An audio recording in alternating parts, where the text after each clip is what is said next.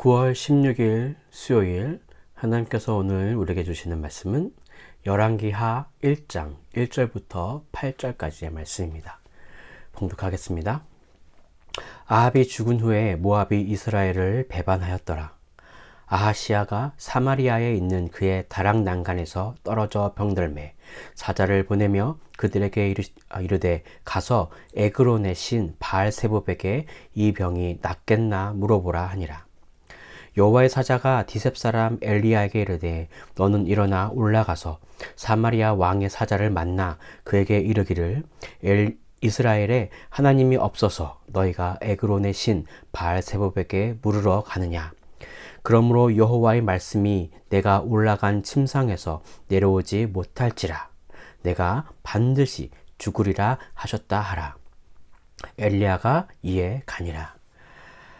사자들이 왕에게 돌아오니 왕이 그들에게 이르되 너희는 어찌하여 돌아왔느냐 하니 그들이 말하되 한 사람이 올라와서 우리를 만나 이르되 너희는 너희를 보낸 왕에게로 돌아가서 그에게 고하기를 여호와의 말씀이 이스라엘에 하나님이 없어서 내가 에그론의 신 바알세붑에게 물으려고 보내느냐. 그러므로 내가 올라간 침상에서 내려오지 못할지라 내가 반드시 죽으리라 하셨다 하라 하더이다. 왕이 그들에게 이르되 올라와서 너희를 만나 이 말을 너희에게 한 그 사람은 어떤 사람이더냐.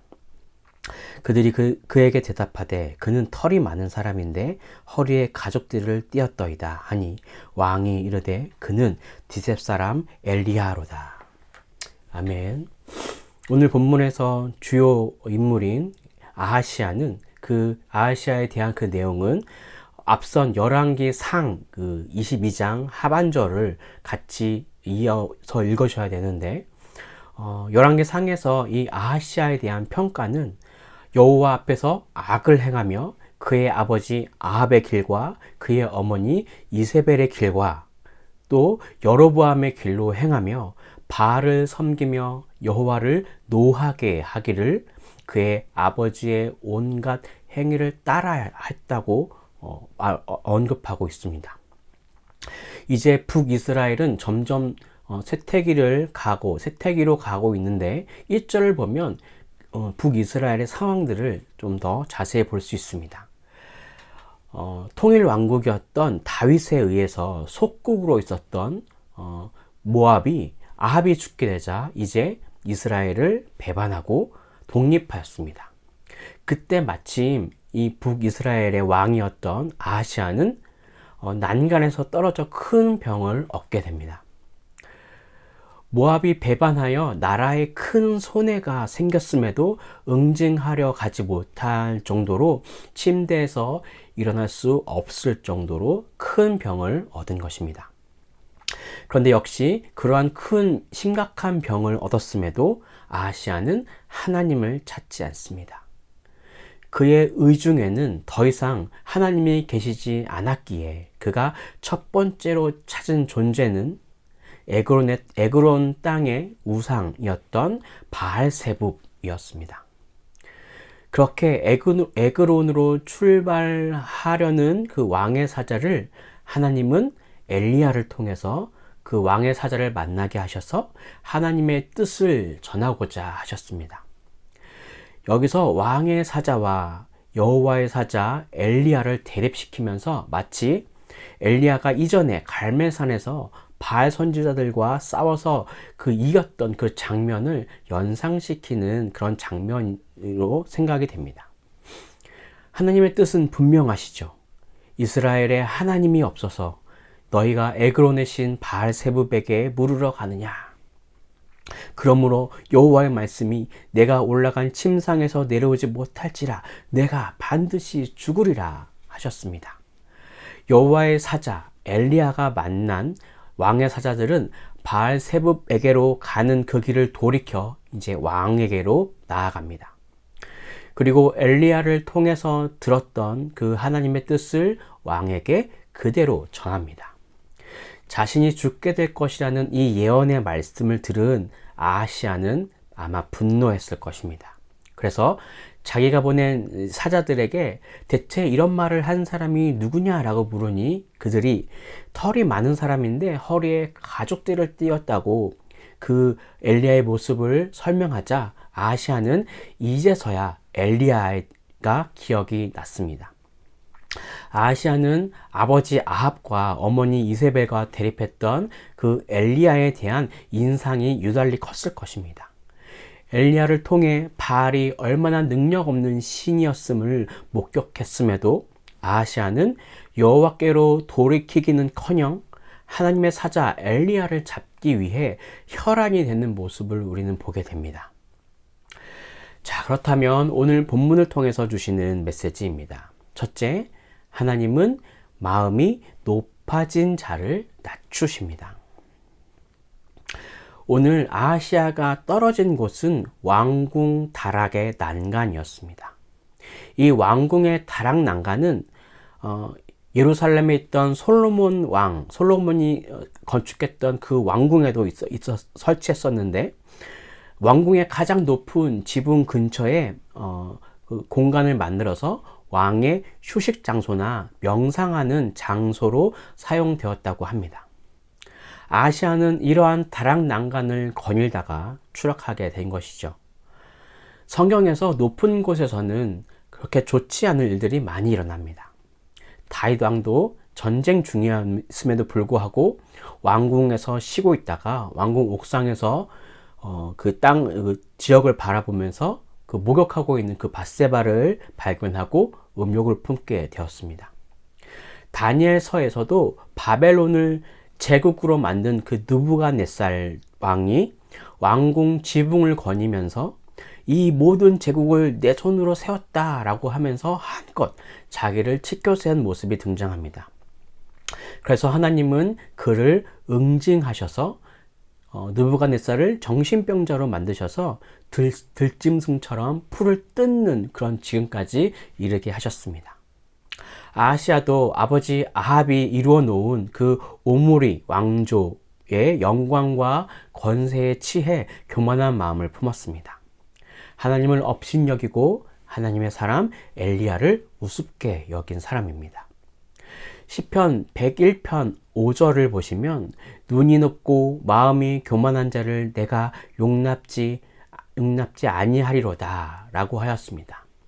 또 이사야서 10장 33절에서는 보라 주 만군의 여호와께서 혁혁한 위력으로 그 가지를 꺾으시리니 그 장대한 자가 찍힐 것이요 그 높은 자가 낮아질 것이며 라고 하였습니다. 하나님은 교만한 자 그리고 높은 권세와 지위를 자랑하고 하나님을 멸시하는 자를 그 자리에서 떨어뜨리시는 분이십니다. 그래서 우리는 자신이 든든하게 서 있다고 자부할 때 넘어지지 않을까 조심해야 합니다. 고린도전서 10장 12절을 보시면 그런즉 선줄로 생각하는 자는 넘어질까 조심하라 라고 바울이 권면하고 있습니다. 또한 하나님께서 내가 높은 지위와 권세를 하나님께서 허락하셨을 때일수록 내가 교만하게 되는 것을 경계하고 더욱 겸손하게 행해야 하겠습니다. 잠언 16장 18절에서도 교만은 패망의 선봉이요 거만한 마음은 넘어짐의 앞잡이니라 라고 하였습니다. 오늘 이 말씀을 마음에 잘 담으셔서 내 속에서 꿈틀거리는 그 교만함들을 철저히 하나님 앞에 내려놓으시고 겸손의 미덕을 나타내는 우리 모두가 되기를 축복합니다. 자, 그럼 오늘 본문을 통해서 주시는 두 번째 메시지입니다. 둘째, 인간의 죄는 스스로 벗어날 수 없습니다. 아하시아가 난간에서 떨어져 병이 들자 그가 첫 번째로 한 행동은 에그론의 시인 바알세붑에게 사자를 보내 자신의 치유 여부를 묻는 것이었습니다. 성경에서도 아하시아를 평가했듯이 그가 우상 숭배가 얼마나 마음 깊숙이 들어와 있으면 여호와 하나님을 전혀 생각하지 못했을까요? 앞서 말씀드렸듯이 아하시아는 그의 아버지 아합의 길과 어머니 이세벨과 여로보암의 길을 답습했습니다. 그런데 여기서 그냥 넘어갈 수 없는 부분이 하나 있습니다.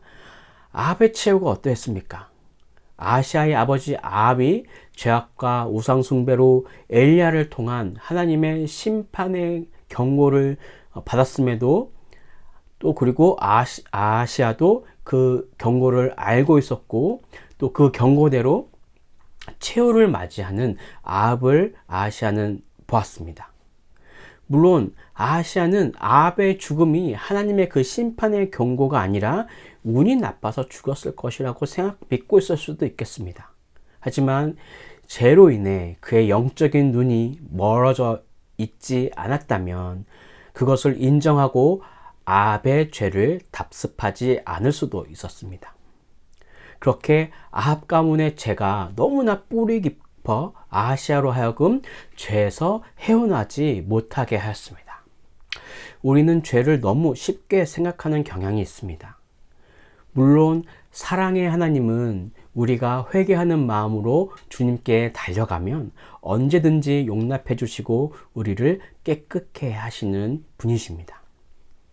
하지만 그 언제든지라는 이 말로 인해 혹시 내가 마음만 먹으면 언제든지 죄를 해결할 수 있으리라 라고 생각하고 있다면 대단한 착각입니다. 죄는 한번 우리 안에 들어오면 우리의 전 인격을 지배하게 됩니다. 무의식 중에 또 의식 중에 우리는 죄가 너무 자연스럽게 죄가 일어나는 것을 어느 순간 느끼게 됩니다. 죄는 한번 발을 들어놓으면 좀처럼 빠져나오기 어려운 수렁과 같습니다. 여러분들도 죄를 깨닫고 하나님께 간절히 회개기도 하나님의 용서를 받은 것 같이 여겨져서 홀가분한 마음으로 다시 일어섰지만 시간이 지나 또 어느 순간이 되면 다시 똑같은 죄를 짓고 있는 자신의 경험을 이런 경험들을 여러 번 하셨을 것입니다. 그래서 우리는 죄에 대해서 처음부터 죄를 가까이 하지 않도록 해야 합니다. 하지만 죄의 본성을 지니고 있는 우리는 반드시 크거나 작은 죄를 범하게 될 것입니다. 이때 중요한 것은 즉시 신속히 회개하는 것입니다. 한번 회개했다고 끝나는 것이 아니라 반복한 죄를 신속하게 주님 앞에 회개하는 그 마음일 것입니다.